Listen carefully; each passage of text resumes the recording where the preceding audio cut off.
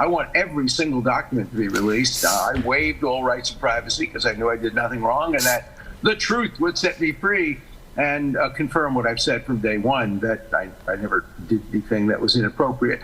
I flew down with on his plane to see, with my nephew, to see a satellite launch.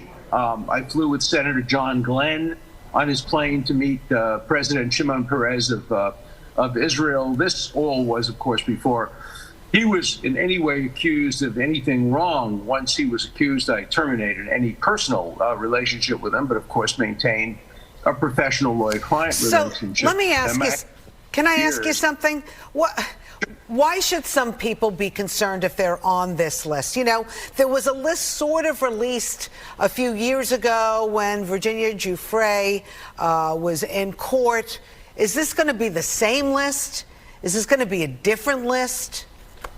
Well, I hope it's not just a list of names, because that really promotes guilt by association. I hope it creates context and says why the name is on the list. Were they being accused of something? If so, were the accusations credible? As you probably know, in my case, I was accused by a woman, and then she ultimately admitted that she may have misidentified me and mistaken me for somebody else and withdrew her lawsuit against me. Others may be in the same situation. I suspect the vast majority of them just had innocent associations. Well, listen, there's nothing innocent with Jeffrey Epstein. Let's be honest here. I mean, it seemed like he had some of these people blackmailed. And that's why they hung out with him. They were giving him a lot of money. He had a portrait of Bill Clinton in a dress in his office at his home. Like, what was all that about?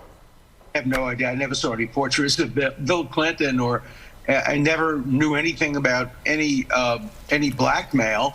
But if there is proof of blackmail, the public ought to know that. Nothing should be hidden.